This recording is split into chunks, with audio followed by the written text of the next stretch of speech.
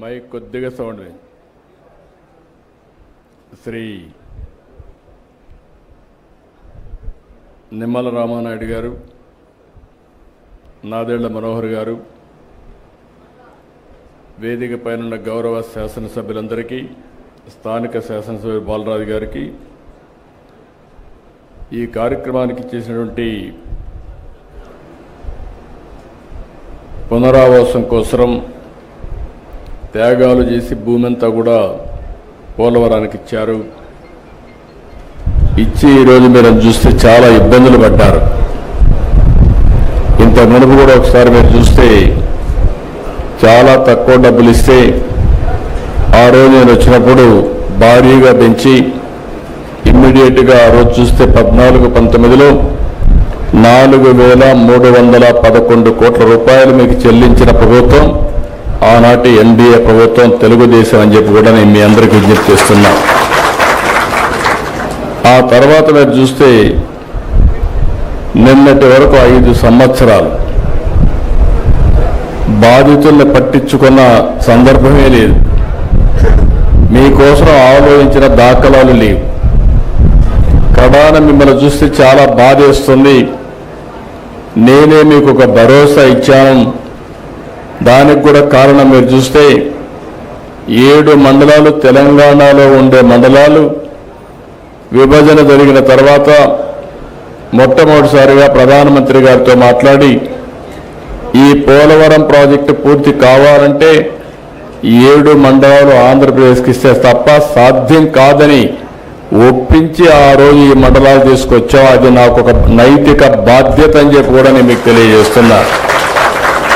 అందుకే ఎప్పుడు కూడా నేను వీలైనంత వరకు మీకు న్యాయం చేయాలి, అన్ని విధాలు ఆదుకోవాలని చెప్పి ముందుకు పోయాం.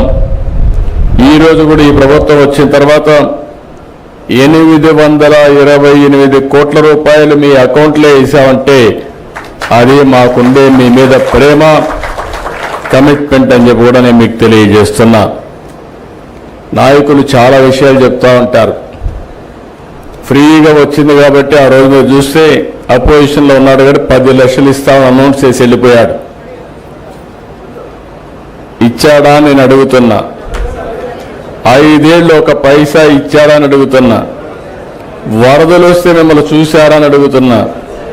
మీకు వరదలు వస్తే ఎన్టీఆర్ మెమోరియల్ ట్రస్ట్ ద్వారా కాస్తో కోస్తో డబ్బులు మొబిలైజ్ చేసి ఆ రోజు నెహ్రూ కూడా ఇక్కడే ఉన్నాడు. అందరం గ్రామం తిరిగి కొంతవరకు మిమ్మల్ని ఆదుకున్న పార్టీ ప్రభుత్వం, ఆనాటి ప్రభుత్వం పార్టీ అని చెప్పి కూడా నేను మీకు తెలియజేస్తున్నా. అయితే రేపు మళ్ళా వచ్చి మీకు చెప్పచ్చు ఏదో చేసేస్తానని. ఏమీ చేసేటివి ఉండవు. వీళ్ళకి అధికారం తప్ప మీకు అన్యాయం చేస్తే ఒక యాంగిల్ చేశాడు. పోలవరాన్ని ఏం చేశాడో మీరు చూశారు. ఎప్పుడో పూర్తి అయిపోయి ఉండాలి. ఆ రోజు తెలుగుదేశం ప్రభుత్వం కంటిన్యూ అయి ఉంటే 2020కి పోలవరం ప్రాజెక్టు పూర్తయి మీ అందరికీ పునరావాసం కూడా ఇచ్చి మీరు కూడా ఇప్పటికి సెటిల్ అయ్యేవారు. ఈరోజు అవన్నీ కూడా పూర్తిగా దెబ్బతినే పరిస్థితి వచ్చింది. పోలవరం కూడా ఖర్చులు పెరిగిపోయినాయి. డయాఫామ్ వాల్ మీరు చూస్తే దగ్గర 400 కోట్ల రూపాయలతో డయాఫామ్ వాల్ కడితే అది ఈరోజు మొత్తం మునిగిపోయి కొట్టుకొని పోయి మొత్తం పాడైపోయి ఇప్పుడు 990 కోట్ల రూపాయలు ఖర్చు పెట్టే పరిస్థితికి వచ్చాం. అదనంగా ఇంకో డయాఫామ్ వాల్ కడుతున్నాం. కనీసం ఈ డబ్బులు అనేది ప్రభుత్వం అంటే ప్రజాధనం ఎక్కడి నుంచో రాదు. ప్రజలు పన్నులు కడతారు.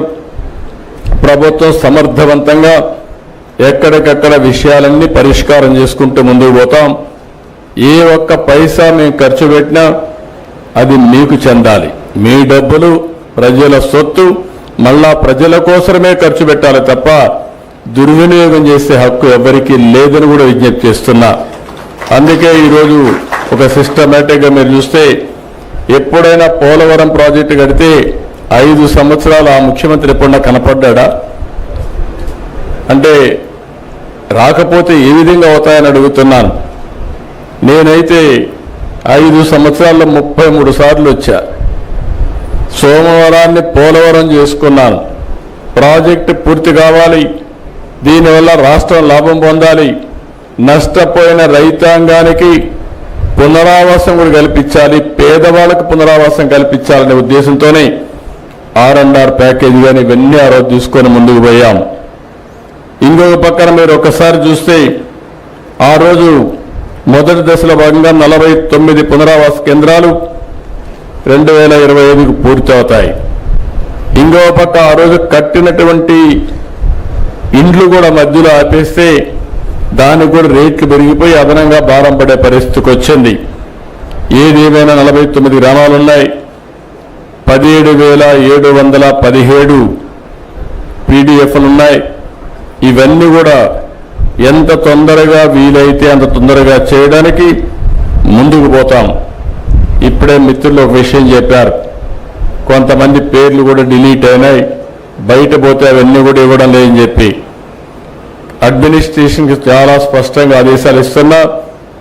జెన్యూన్గా ఉండే ప్రతి ఒక్క పైసా కూడా మీకు పే చేస్తాం, ఎక్కడ దానికి అనుమానం అవసరం లేదు. కానీ అదే సమయంలో కొంతమంది మోసం చేసే వ్యక్తులు కూడా ఉంటారు, అలాంటి వాళ్ళ పట్ల అప్రమత్తంగా ఉండండి. ఇది గవర్నమెంట్ ఆఫ్ ఇండియా ఇచ్చే ప్రాజెక్టు, డాక్యుమెంటరీ ఎవిడెన్స్ కరెక్ట్గా లేకపోతే మనం కానీ ఎక్కడున్నా అన్ని బాగా జరిగి ఒక చిన్న విషయంలో ఎక్కడన్నా తప్పు జరిగినా అది టెక్నికల్గా కావచ్చు, లేకుంటే ఏ విధంగా తప్పు జరిగినా మళ్ళా మనందరికీ చెడ్డ పేరు వస్తుంది, ప్రాజెక్టుకే ప్రమాదం వస్తుంది. ఈ విషయం మీరు గుర్తుపెట్టుకోవాల్సిన అవసరం ఉంది.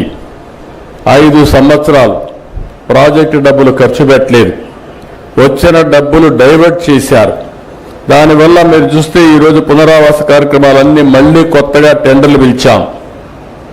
ఈరోజు సిమెంట్ రేటు పెరిగింది, ఖర్చులు పెరిగాయి, ఎప్పటికప్పుడు ఇన్ఫ్లేషన్ ఉంటుంది.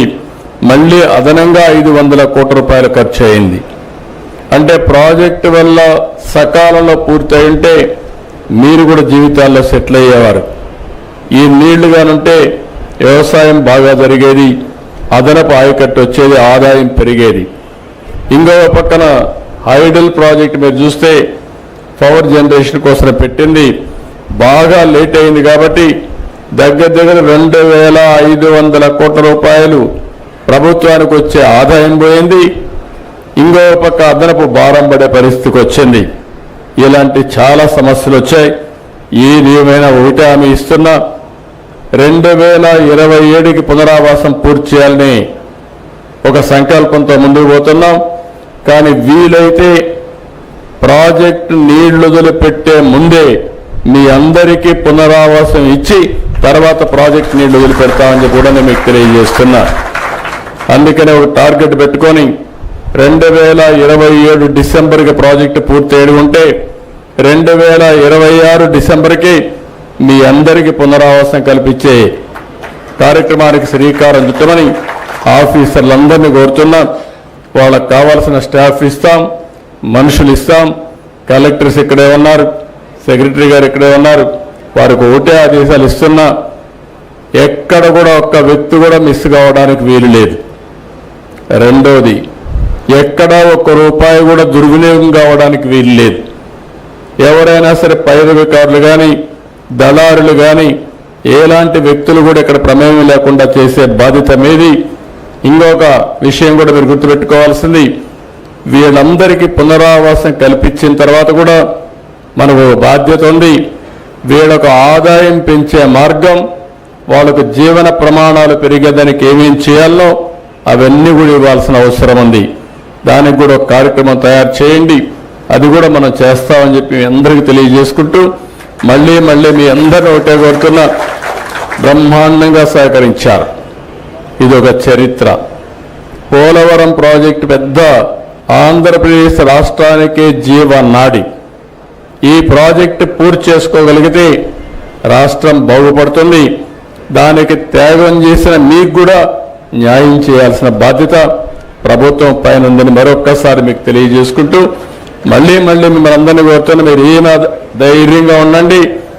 మీ ప్రభుత్వం వచ్చింది, మన ప్రభుత్వం వచ్చింది, ఎన్డీఏ ప్రభుత్వం ఉంది, అన్ని న్యాయం చేసే బాధ్యత మేము తీసుకుంటామని మరొక్కసారి హామీ ఇస్తూ, నేను మా ఆడబిడ్డను చూశాను, చాలా బాగా మాట్లాడింది, మనస్ఫూర్తిగా అభినందనలు. అందరూ మారుగా మాట్లాడేది నేర్చుకోవాలి. మంచిని మంచిగా మీరు చెప్తే మంచి ఇంకా ఎక్కువ జరుగుతుంది. అట్లా కాకుండా మంచి చేసిన వాళ్ళకి సహకరించకపోయినా అది తప్పే అవుతుంది. ఆ విషయం మీరు గుర్తుపెట్టుకోవాలి. కృతజ్ఞత అనేది మన సాంప్రదాయం, మన వారసత్వం కూడా.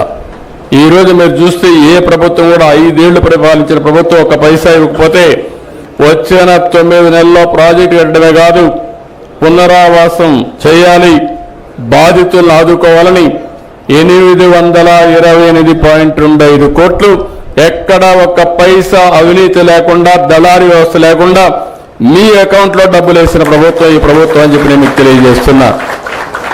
ఇది ఎల్లప్పుడూ కూడా మీరు గుర్తుపెట్టుకోవాల్సిన అవసరం ఉంది. ఇప్పుడు దళారులు లేరు, మధ్యవర్తులు లేరు, దొంగలు లేరు, మోసాలు చేసేవాళ్ళు లేరు, మాయ మాటలు చెప్పే వాళ్ళు అసలే లేరు. చేసే పని చెప్తాం, చేసి చెప్పడమే కాకుండా చేసి చూపిస్తామని మరొక్కసారి మీ అందరికీ హామీ ఇస్తూ, ఈరోజు గిరిజనులు ఉన్నారు ఇక్కడ. ఎక్కువ త్యాగం చేసింది గిరిజనులే త్యాగం చేశారు.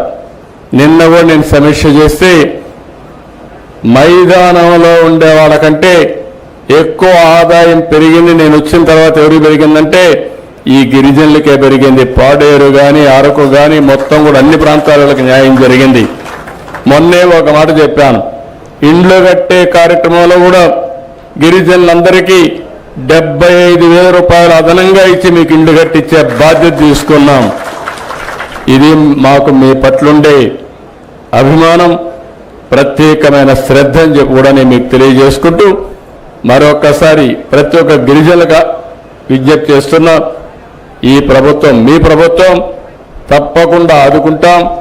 ఐటీడీఏ ప్రాజెక్టులు ఉన్నాయి.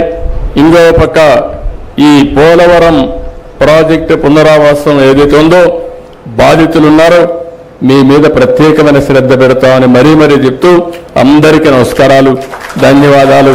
Thank you. నమస్కారం.